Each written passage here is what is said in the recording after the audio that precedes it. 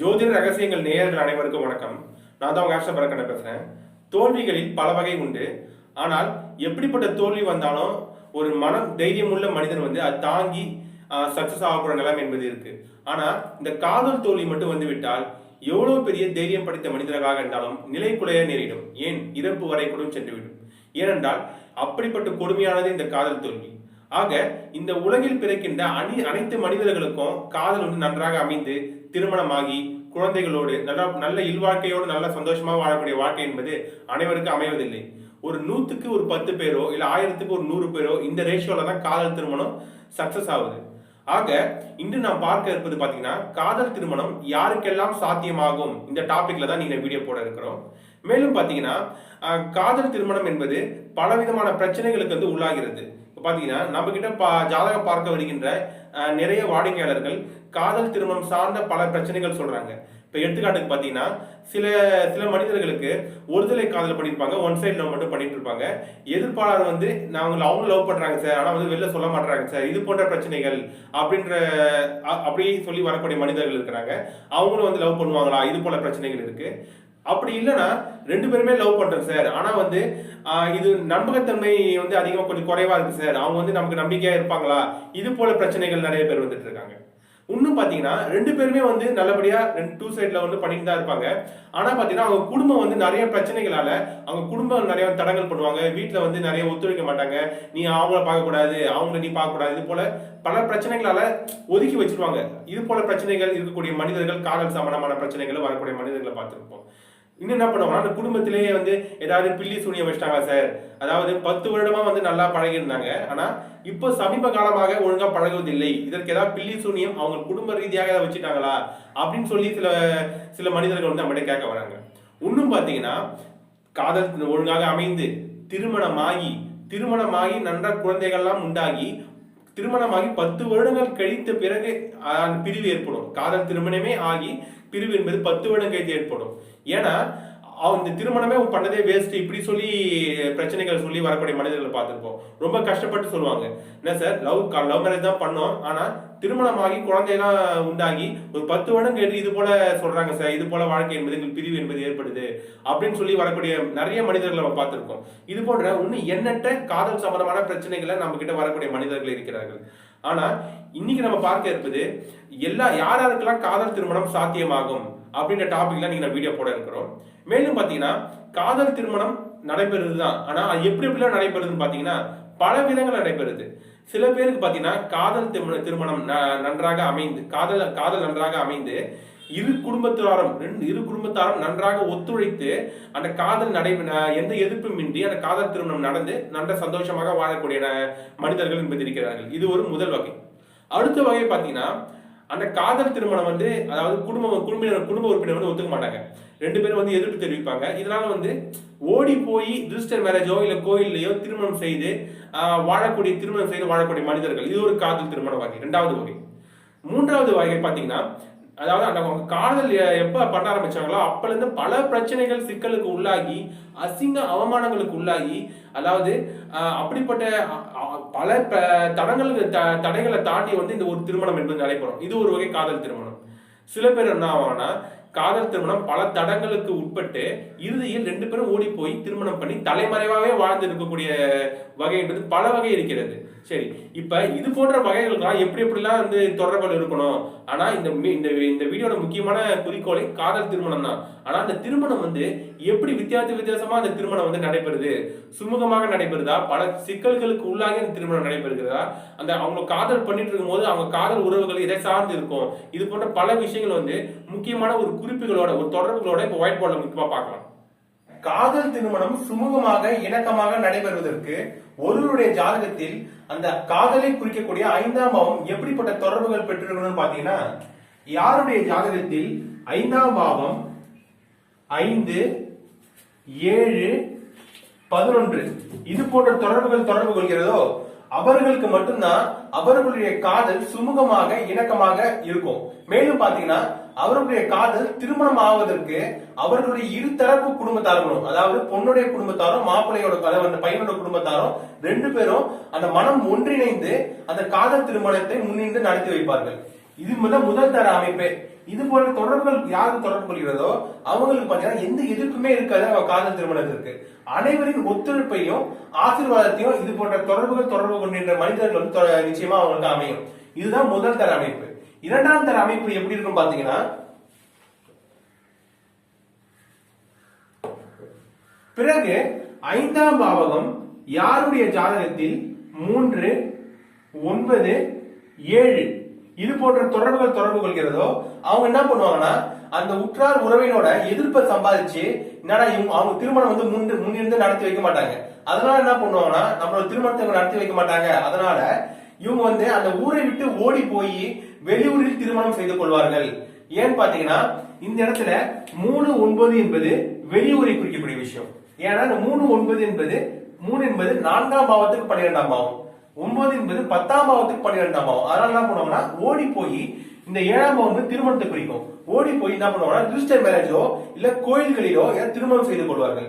ஏன் பாத்தீங்கன்னா இந்த 9ஆம் பாவம் பாருங்க, 9ஆம் பாவம் என்பது கோவில் சம்பந்தமான விஷயங்களை குறிக்கக்கூடிய விஷயம். அதே போல இந்த 3ஆம் பாவம் பாத்தீங்கன்னா ரிஜிஸ்டர் மேரேஜ் சம்பந்தமான குறிக்கிற விஷயம். அதனால என்ன பண்ணுவாங்க ரிஜிஸ்டர் மேரேஜ் கோயில்ல இது போல அமைப்புகள்ல யாருக்கெல்லாம் 5ஆம் பாவம் 3, 9, 7ஆம் பாவம் தொடர்பு கொள்கிறதோ அவர்களுக்கு இது போல அமைப்புகள்லாம் ஏற்படும். அதுக்கப்புறம் பாத்தீங்கன்னா ஏன் இது போன்ற தொடர்பு கொள்ளும் போது அவர்களுக்கு எந்த குடும்பத்தாரும் உற்றார் உறவினர்களும் யாருமே ஒத்துழைப்பு பண்ண மாட்டாங்கன்னு பாத்தீங்கன்னா இந்த 9ஆம் பாவம் பாருங்க 2ஆம் பாவத்துக்கு 8ஆம் பாவமாக வரும். இந்த 9ஆம் பாவம் என்பது 2ஆம் பாவத்துக்கு 8ஆம் பாவம். ஏன்னா 2ஆம் பாவம் என்பது குடும்பஸ்தானம் என்று சொல்வார்கள், குடும்ப உறுப்பினர்களை குறிக்கக்கூடிய விஷயம். இந்த 2ஆம் பாவத்துக்கு 8ஆம் பாவமான 9ஆம் பாவம் செயல்படும் போது குடும்ப உறுப்பினர்களின் ஆதரவு அந்த காதல் திருமணத்துக்கு இருக்காது. அதான் முதல் தரமான விஷயம். மேலும் பாத்தீங்கன்னா இந்த 3ஆம் பாவம் என்பது 4ஆம் பாவத்துக்கு 12ஆம் பாவம். அதனால என்ன ஆகும்னா 4ஆம் பாவம் உறவினர்களை குறிக்கக்கூடிய விஷயம், உறவு பெண்கள் உறவு ஆண்களை குறிக்கக்கூடிய விஷயம். அதனால உறவினர்களின் ஒத்துழைப்பு என்பது இந்த திருமணத்துக்கு இருக்காது. அதனால என்ன ஆகும் 3, 9 என்று செயல்பட்டு ஊரை விட்டு ஓடி போய் இந்த ரிஜிஸ்ட்ரேஷனோ கோயில்களிலோ இந்த 7ஆம் பாவத்தின் மூலமாக திருமணம் என்பது நடைபெறும் யாருடைய ஜாதகத்தில் இது போன்ற அமைப்புகள் இருப்பதற்கு. இப்ப 3ஆம் அமைப்புக்கு எப்படி இருக்குன்னு பாத்தீங்கன்னா,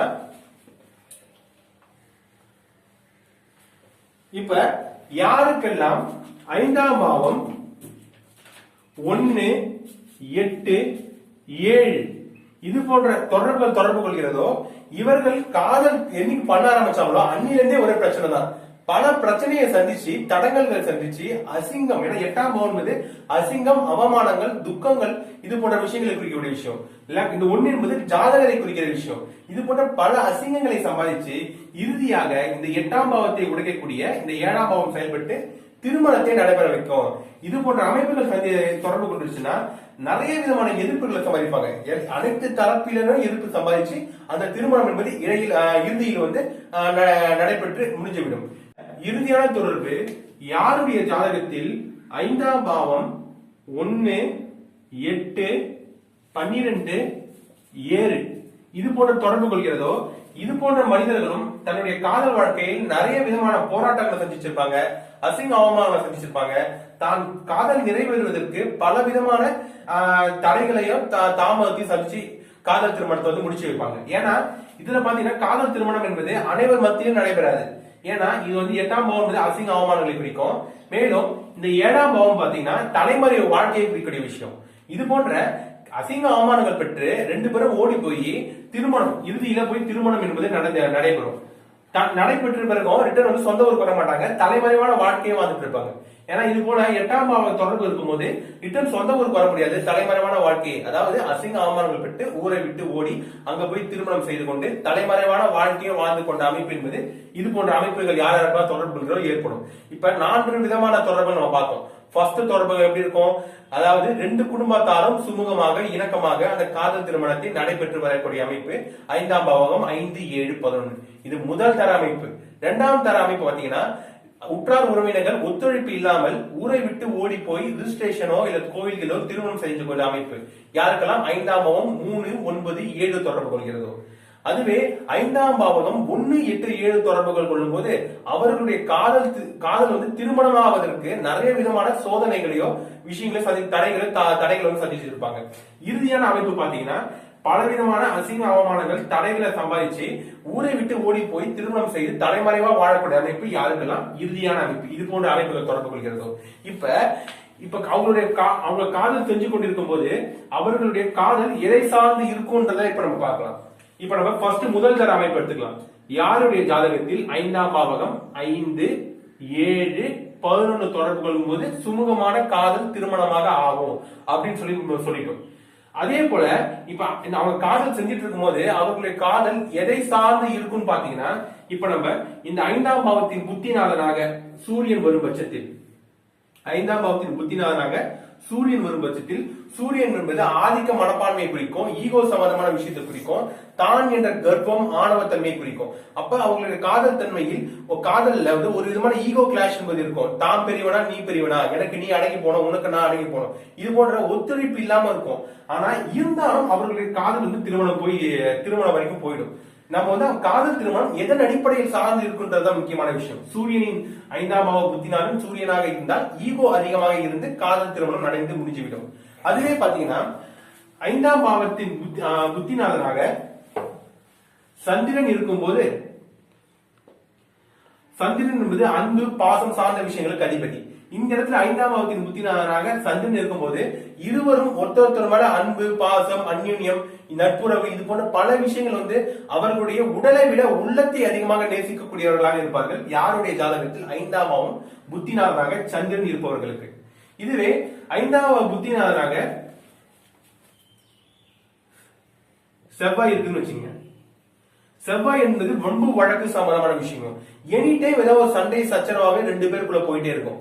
இருந்தாலும் காதல் திருமணம் என்பது நடைபெற்றுவிடும். ஆனா இவர்கள் காதல் சம்பந்தமான விஷயங்கள் எல்லாமே ஒரு சண்டை சச்சரவாவே போயிட்டு இருக்கக்கூடிய சுச்சுவேஷன் பத்தி இருக்கும். ஏன்னா செவ்வாய் என்பது சண்டை சச்சரவு வம்பு வழக்கு சம்பந்தமான விஷயங்கள் குறிக்கக்கூடியவர். அப்ப 5ஆம் புத்தினாக செவ்வாய் வந்து 5, 7, 11 தொடர்பு கொள்ளும் போது காதல் என்பது சண்டை சச்சரவுல தொடங்கி இறுதியில திருமணம் வரைக்கும் போய் திருமணம் நடந்து முடிஞ்சிடும். இது போன்ற அமைப்புகள். இதுவே 5ஆம் பாவ புத்திநாதனாக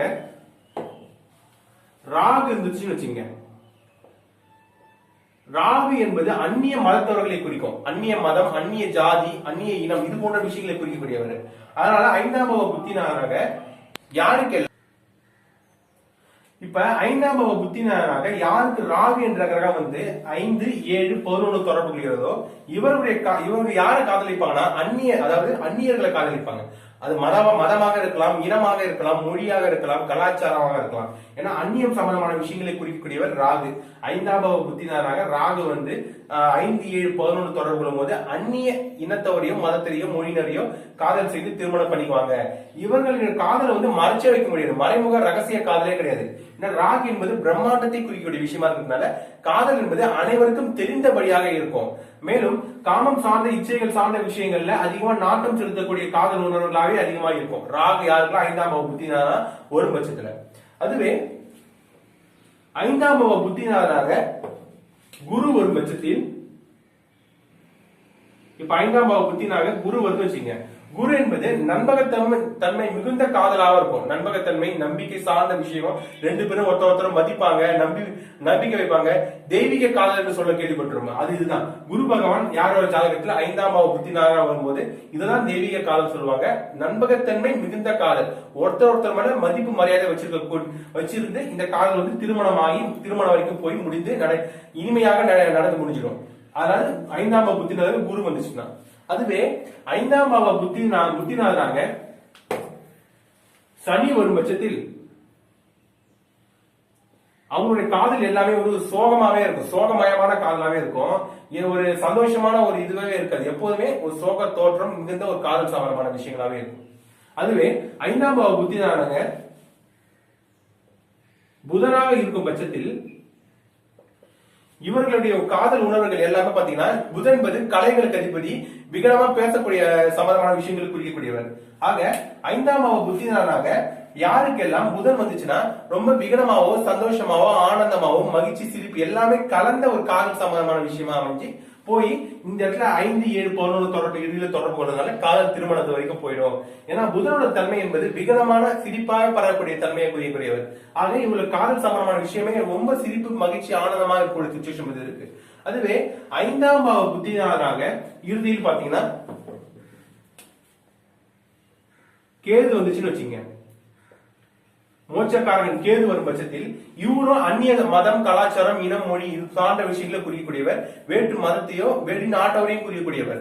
இது போன்ற விஷயங்கள் இருக்கும். கேது என்பது திருப்தியற்ற விஷயங்களை குறிக்கக்கூடிய விஷயம். ஆனா இவங்களை காதல் உணர்வு திருப்தியே இருக்காது. இவங்க ஒண்ணு பண்ணாலும் அவங்க திருப்தி அடைய மாட்டாங்க, எதிர்ப்பாளர் ஒண்ணு பண்ணாலும் இவங்க திருப்தி அடைய மாட்டாங்க. அதாவது இது போன்ற விஷயங்களை போயிட்டு இருக்கும். மேலும் பாத்தீங்கன்னா இவங்களுடைய காதல் ரகசியங்களை யாரும் எளிதில் கண்டுபிடிக்க முடியாது. ஏன்னு பாத்தீங்கன்னா கேது என்ற கிரகம் பாத்தீங்கன்னா ரொம்ப ரகசியத்தன்மையை குறிக்கக்கூடிய விஷயமா இருக்கிறதுனால 5ஆம் பாவ புத்தினாராக கேது வரும் பட்சத்தில் இவர்களுடைய காதல் உணர்வுகள் அனைத்தும் ரகசியமாக இருக்கும். மேலும் எதுவும் பெரிதா வெளிக்காட்டிக்க மாட்டாங்க. திருப்தியற்ற வாழ்க்கையாக, திருப்தியற்ற காதல் உணர்வாக இருக்கும். இருந்தாலும் காதல் திருமணம் நடந்து முடிஞ்சுவிடும். இது கிரக காரகம் சொல்லணும்னா இது ஒவ்வொன்றும் தகுந்த போல அவர் காதல் எப்படி எதன் அடிப்படையில் அது அமைந்திருக்கிறது என்பதை காட்டும் இந்த கிரகம் என்பது. இறுதியாக இந்த 5ஆம் பாவ புத்தினாராக சுக்கிரன் வந்துச்சுன்னு வச்சுங்க. சுக்கிரன் என்பது பாத்தீங்கன்னா ஆடம்பரம் சார்ந்த விஷயங்கள், பணம் சார்ந்த விஷயங்கள், பணத்தை மையப்படுத்தி இந்த காதல் உருவம் இருக்கும். மேலும் சுக்கிரன் காமத்துக்கு புரியவர், ஆனா காமத்தை மையப்படுத்தி இந்த காதல் உருவம் இருக்கும். சரிங்களா? அதாவது உள்ளத்தை விட உடல் சார்ந்த விஷயமாவே இந்த காதல் உறவுகள் இருக்கும். அப்ப இந்த நவகிரகங்கள் தொடர்பு கொள்ளும் போது எப்படிலாம் அவங்களோட காதல் உணர்வு மாறுபடுதுன்றது பார்த்தோம். ஆனா சில பேருக்கு பாத்தீங்கன்னா ஒருத்தரை காதலிக்க மாட்டாங்க, ஒருவரே பல 2-3 பேரை அந்த டைம்ல காதல் லவ் பண்ணிட்டு இருப்பாங்க. அவருடைய தொடர்புகள் பாத்தீங்கன்னா யாருக்கெல்லாம் 5ஆம் பாவகம், 7ஆம் பாவகம், 9ஆம் பாவகம் இது எல்லாமே ஒரே கிரகம் உபநட்சத்திரமா இப்ப எக்ஸாம்பிள் புதன் நம்ம போட்டுக்கலாம். இந்த இடத்துக்கு தொடர்புகள் இறுதியில பாத்தீங்கன்னா 5, 7, 11 இது போல தொடர்பு கொள்ளுதுன்னு வச்சுங்க. 5வது என்பது முதல் காதலியை குறிக்கும். 7ஆம் பாவம் என்பது 2ஆம் காதலியை குறிக்கும். 9ஆம் பாவம் என்பது 3ஆம் காதலியை குறிக்கும். அப்ப இந்த 3 கிரகத்துக்கும் ஒரே கிரகம் உபநட்சத்திரமாக ஒரு பட்சத்தில் 5, 7, 9க்கு ஒரே கிரகம் உபநட்சத்திரம், அதுவும் இரட்டை தன்மையை குறிக்கக்கூடிய புதனாக இருந்துச்சுன்னா தொடர்பு கொண்டு இறுதியில் 5, 7, 11 தொடர்பு கொண்டுச்சுன்னா பல பேரை ஒரே நேரத்துல காதலிக்கக்கூடிய சிச்சுவேஷன் இது போன்ற அமைப்புகள்ல யாரெல்லாம் இருக்குதோ அவர்களுக்கு அமைக்கும். இது போன்ற எண்ணற்ற அமைப்புகள் இருக்கிறது. நம்ம இவர்களுக்கு இது போன்ற பிரச்சனைகளுக்கு நம்ம ஒரு தீர்வையும் அவர்கள் ஜாதகம் சார்ந்த விஷயங்களும் நிறைய விஷயங்கள் எடுத்து அட்வைஸ் ஆகும் சொல்லிட்டு இருக்கோம். சரி, இத்தோட இந்த வீடியோ முடித்துக் கொள்ளலாம். மேலும் உங்களுக்கு ஜாதகம் பார்க்க வேண்டும் தேவைப்பட்டால் என்னுடைய கான்டாக்ட் மற்றும் வாட்ஸ்அப் நம்பர் இந்த வீடியோல கொடுத்துருக்காங்க. அதன் மூலமா அணுகி நீங்க ஜாதகம் பார்த்துக்கலாம். நம்ம போன் மூலமாவும் கன்சல்டேஷன் கொடுத்துட்டு இருக்கோம். அதனாலையும் நீங்க அணுகி நீங்க ஜாதகம் பார்த்துக்கலாம். இத்துடன் இந்த வீடியோ முடித்துக் கொள்கிறேன். உங்களிடம் விடைபெறுகிறேன். உங்களின் ஆஸ்ட்ரோ பரத் கண்ணன். நன்றி, வணக்கம்.